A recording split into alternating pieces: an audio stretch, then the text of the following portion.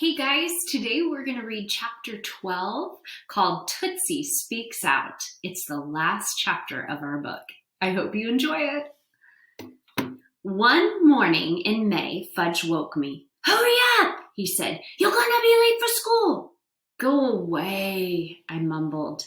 But he pulled off my blanket and shook me. "You're really going to be late for school." I looked at my clock radio. 10 after 8. How come my alarm didn't go off? I wondered this as I jumped out of bed. I raced into the bathroom, splashed cold water on my face, threw on some clothes, and headed downstairs. It was quiet in the kitchen. "Where is everyone?" I asked. "Ha, ha," Fudge sang, jumping up and down. "Ha, ha, ha, ha, ha, ha. It's Saturday. I really fooled you, didn't I?" "You little..." But he was out the back door and running before I could get my hands on him. I clunked back upstairs and got into bed. "I'm going to kill that kid," I told myself. "I am so mad." I tossed and turned, but it was no use. I couldn't get back to sleep. Then I heard Tootsie babbling, so I got up and walked down the hall into her room. She was sitting up in her crib, flinging out her toys one at a time. She stood up when she saw me and held out her arms. I lifted her out of her crib. "Ooh, yuck," I said. "You're stinky." I set her down on her table and changed her diaper. "Yuck," I said again. The worst things about babies are their diapers. I cleaned her up and dumped plenty of baby powder on her backside. "Yuck," Tootsie said. "That's right," I told her. "Yuck." I carried her down to the kitchen, put her in her high chair, and gave her a bowl of dry cereal to nibble on. Fudge peeked in the back door. As soon as he saw me, he took off again, but this time I chased him. When I caught him, I turned him upside down, tossed him over my shoulder, and carried him back to the house. "I'll scream," he said. "You do it and you're dead," I told him. "If you hurt me, I gonna tell," he said. "Go ahead and tell." I kicked open the kitchen door. When Tootsie saw Fudge upside down, she clapped her hands and laughed. By then, Fudge's face was starting to turn red. "Pull me down," Fudge cried. "Never," I said. "It was just a joke. Can't you even take a joke?" "Some joke," I said. Fudge kicked and hollered, "Pull me down." "Say please." "Please." "Please what?" "Please put me down." "Please put me down." "Say you'll never wake me up on a Saturday morning again." "I'll never wake you up on a Saturday morning again." "Or a Sunday, or a Sunday, or a holiday, or a holiday." "Tell me how sorry you are that you did it today," I said. "I'm sorry." "How sorry?" "Very sorry. Very, very, very, very, very sorry." I stood him up and watched as the blood drained from his face and his color changed from red back to flesh again. "Ha, ha," he said, wiggling away from me. "I had my fingers crossed the whole time behind my back. So, ha, ha, none of what I said is true." He dashed out the back door again. I just shook my head. "Yuck," Tootsie said, and then she tossed her bowl of dry cereal to the floor. "How come you're up so early, Peter?" Mama asked an hour later as she pulled her robe around her and yawned. "It's a long story," I said. "Well, it certainly is a beautiful day. No point in wasting it." She poured a cup of milk for Tootsie. "Where's Fudgy?" "Outside with Turtle," I said. "He's such an early bird," Mom said. "The early bird catches the worm." Mom nodded and made herself a cup of coffee. I went over to Alex's house. "Let's do something exciting today," I told him. "Like what?" Alex asked. "That's the problem. I don't know." "We could dig worms for Mrs. Moldor," Alex suggested. "Nah, it's too early for worms. I told her the fattest ones aren't ready until late summer." "Well, then what should we do?" "We should think." We sat on the sofa watching Saturday morning cartoons for the next hour. I got an idea in the middle of Spider-Man. "How about a picnic?" I said. "It's the perfect day for a picnic." "Where do you want to have it?" "I don't know." Alex scratched his head. "How about the lake? We could watch the university crew rowing while we have lunch." "Yeah, that's a good idea," I said. "Well, what have you got to eat?" "Probably nothing," Alex said. We both went into the kitchen. My mom shops on Saturday afternoons. Yep, I was right. Nothing. Well, my father shops on Fridays, I said, so let's go see what we have. At my house, we found cold chicken, tomatoes, rye bread, fresh fruits, and frozen lemonade. Awesome, let's pack it up. I went to work making sandwiches while Alex fixed a thermos of lemonade. Don't forget the salt, Alex said. Right, and the mayo, I added. You can't bring mayonnaise on a picnic, Alex said. Why not? It's too gooey, and besides, it can make you sick. Says who? My mom once got food poisoning from eating potato salad on a camping trip. We're not making potato salad, though. Yes, but it was the mayonnaise in the potato salad that did it, Alex said. But we're not going camping, we're just going to the lake. I don't want any mayo on my food, Alex said. All right, fine. So I just put it on my sandwich. And don't forget the salt. I took the salt shaker out of the lunch bag, held it up, and then sprinkled a little on Alex's head to make a point. Very funny, he said, shaking it off. The screen door slammed. It was Fudge and Turtle. Turtle dove into his water dish and started slurping. Fudge looked around. What are you doing? What does it look like we're doing? I said. Making a lunch, Fudge said. That's right, we're going on a picnic. We are? Fudge asked. Not we, us, me and Alex. Where you going for the picnic? To the lake. Okay, I come too. No, you won't, I said. Why not? Because you're not invited, that's why. But I like picnics and I like the lake. Sorry. I said I was sorry before, remember? Yes, and you also told me you had your fingers crossed behind your back, so everything you said was a lie. That was a joke, Fudge said. I didn't really have them crossed. You know what happens to kids that lie? I asked. No, what? You'll find out. Mommy, can I please go to the lake with Pita? No, honey, Mom said. Why not? Because it's too far and there's a lot of traffic on that road. Fudge stomped his feet and yelled, I want to go to the lake and a picnic. When he saw us come outside with our lunch bags, he raced towards me and attached himself to my leg. Take me, he begged. No, call Daniel or something. Count ladybugs. Do something different. Fudge covered his ears with his hands, opened his mouth, and started screaming. He's going to wind up with a sore throat, Alex said. Come on, I said, let's get out of here. We hopped on our bikes and coasted down the driveway, and Fudge picked up a couple of rocks and threw them at us, but he missed. We could still hear him screaming 2 blocks away. Alex had to be home for his piano lesson at 3:30, and by then we'd seen enough of the crew rowing and more than enough of the bugs down by the lake. Mom and Dad were working in the garden when I rode into the driveway, and Tootsie was asleep in a lounge chair. Did you have a nice picnic? Mom asked. Yeah, it was fun. A lot of ants, but still fun. Please don't forget to rinse the thermos, Dad said. I won't. Where's Fudge? I haven't seen him since you left, Dad said. He's probably at Daniel's. He was very angry, Mom said. Yeah, I noticed. At 4, the phone rang. It was Daniel's mom. She asked me to tell Daniel it was time to come home. Wait, he's not here, I said. Then where is he? She asked. I don't know, I said. Wait a minute. I put down the phone and went to the back door and called. Mom, it's Mrs. Mannheim. She's looking for Daniel. Mom ran into the house, wiping her hands on her jeans. She picked up the phone. Mrs. Mannheim?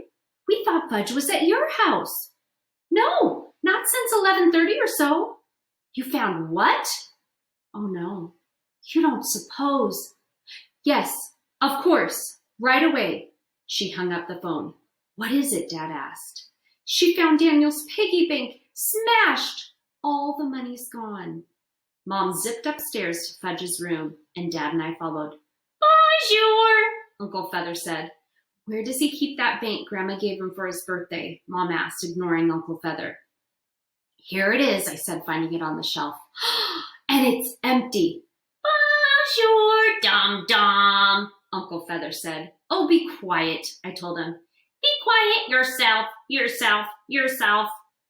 How much do you think he had in there? Mom asked. About $2.50, I said. He was counting it the other night. So between them, they have close to $7, Mom said.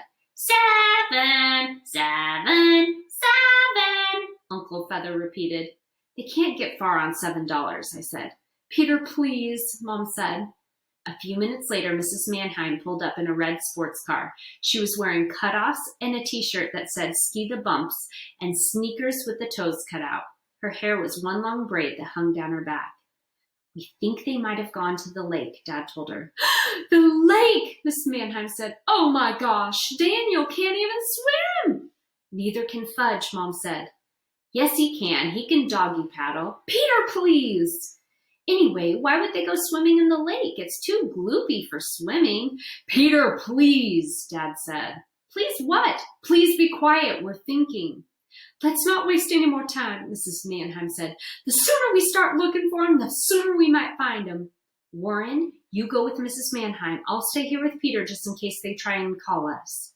When they'd left, Mom asked me to bring Tootsie inside. She was still sound asleep on the lounge chair. I picked her up and carried her into the house. She opened her eyes, and when she saw it was me, she smiled and said, Yuck. At 5, the phone rang. Peter, would you get the phone? Mom said. I picked up the receiver. Hello? Hi, Peter! Fudge, where are you? Guess. The train station? Nope. The bus station? Nope. The police station? Nope. You give up? Yes, where are you? At Sandy's Bakery. What? Sandy's Bakery. Down by the highway? Yes. You rode all the way to the highway? It was easy. Is Daniel with you? Yes. Mom grabbed the phone out of my hand. Fudgy, my angel, I'm so glad you're all right. We've been so worried. Now don't move an inch. We're going to be right down to get to you. We jumped into the car. I arranged Tootsie in her car seat and we took off. We found Dad and Mrs. Mannheim driving around by the lake and told them the good news, and they followed us all the way to the traffic circle and the highway. Fudge and Daniel were standing outside the bakery. They looked very small. Fudge was holding a paper bag with Sandy's printed on it. Mom parked and jumped out of the car and hugged Fudge. I'm so glad to see you. I felt a different kind of lump in my throat this time. Be careful, Mommy, Fudge said. You'll squash your brownies. When we got back to our house, Fudge settled into Mom's favorite chair and said, We went to the deli next to Sandy's for lunch. We shared a pastrami sandwich. We each had 3 pickles, Daniel added, relaxing in Dad's chair, and a cream soda. Mom and Dad and Mrs. Mannheim sat in a row on the sofa facing the runaways. You know what you did today was wrong, Mom began. It was inconsiderate and foolish, Dad said. Not to mention dangerous, Mom added. And not very smart, I said. And while we're very glad to see you, Mrs. Mannheim said, we're also very angry. Very, Mom said. And you'll have to be punished, Dad said. Fudge and Daniel looked at each other. What do you suggest? Dad asked them. How about put us to bed at 8 o'clock tonight? Fudge said. That doesn't quite seem appropriate, Mom said. 7 o'clock? Daniel asked, yawning. Yes, Mrs. Mannheim told him, because you're tired, but that's not a suitable punishment. Why don't you take away their bikes for a month? I suggested, expecting everyone to shout, Peter, please. But suddenly the room was very quiet. No! Fudge shouted. Not fair! Daniel hollered. Mom, Dad, and Miss Mannheim exchanged looks. I think that makes a lot of sense, Dad finally said. I think so too, Mrs. Mannheim said. I agree, Mom said. I couldn't believe it. They finally took me seriously. But how will we get to school? Fudge said, pouting. You'll walk the way you did before you had bikes. But Mommy, Fudge began, if you love me. It's because I love you, Fudge, Mom said. It's because we all love you and care about you. I'm sorry I brought you any brownies. Dad took their bikes, chained them together, and set them on a shelf in the garage. I hope you both learned that you can't run away every time something happens that you don't like. Running away doesn't solve anything, Mom said. We had a good time, Daniel said. So hot. And a good lunch, Fudge said. And we showed you we are old enough to ride to the lake. So there. Oh, no, you didn't, Dad said. You showed us you aren't ready for the privilege of riding your bicycles. Fudge and Daniel looked at each other again, and this time they both started crying. We ordered pizza for supper. Daniel stopped crying long enough to remind Mom, I don't eat anything with peas or onions. How could I forget? Mom said. After Daniel and Mrs. Mannheim had gone home, Mom put on her new Mozart CD on the stereo, and we sat around the living room working on a family picture puzzle. It's a mountain scene at sunset, and so far we've gotten one corner of it put together. Peter went away one time, Fudge said, chewing on a piece of puzzle. I took it away from him and said, I thought about running away, but I never went through with it. I found a matching piece and snapped it into place. And Daddy went away when he didn't want to work anymore, Fudge said, stacking up the orange pieces. What are you talking about? Dad asked. That's why we moved to Princeton, right? Fudge said. Of course not, Dad told him. Whatever gave you that idea? I figured it out myself, Fudge said. Well, that's not true, Dad said. Then why did we come to Princeton? Fudge asked. For a change, Dad explained. That's why I wanted to go to the lake, for a change. Well, speaking of Princeton and changes, Mom said, polishing off her third brownie, Millie and George will be back soon, and we're going to have to decide what to do. What do you mean? I said. Either we're going to have to find another house here, or we'll have to get ready to move back to the city. You mean we have a choice? I asked. I always thought we were living in Princeton for the year, and that was it. Tootsie toddled over, reached up, grabbed a handful of sunset pieces, and ran away with them. Hey, come back here with those, I said, chasing her across the room. I handed her a rubber mouse, and she dropped the puzzle pieces. I'm not crazy about the idea of commuting, Dad said. But if the rest of you want to stay in Princeton, I'll do it. Commuting, I asked. Yes, I'm going to go back to work at the agency. No more writing, I asked him. Well, not for now. I found out I'm not very good at it. I may never finish my book. I knew he was having trouble with it, but I didn't say so. I'm very good at advertising, though, Dad continued, and I'm anxious to get back to work. But that doesn't mean I want to be the president of the agency, Peter. I know, but what about you, Mom? What are you going to do? Well, with Dad going back to work at the agency, I'd really like to get started on my art history classes, maybe at NYU. That's in the city, isn't it? Yeah, in Greenwich Village. So you both want to go back to the city, I asked. They touched hands and Mom said, I guess we do. Well, what about you, Peter? What do you want to do? I don't know. I'm used to it here, but I still really miss New York. I don't even remember New York, Fudge said. Of course you do, I told him. No, I don't. Can I ride my bike there? In some places, like Central Park. I remember Central Park, Fudge said. And you remember our apartment and the elevator and Henry? Oh, that's right. I forgot about Henry and the elevator. Mom and Dad laughed. What about you, Tootsie? Would you like to live there? Fudgy said, Where do you want to live? Princeton or New York? Yuck, Tootsie said. Did you hear that? Fudge asked. Yuck, Tootsie said again. Mom and Dad exchanged surprised looks. That's Tootsie's first word. She wants to live in New York too. Yuck, Tootsie said. I realized I was the only one who knew that Tootsie had been saying yuck all day, but I wasn't about to tell him that it had nothing to do with the city. That makes it unanimous, Fudge said. What a big word. I know lots of big words, Fudge told her. You'd be surprised at how many big words I know, Mommy. Fudgy, you're just full of surprises. So, We're going back, I thought. Back to the Big Apple.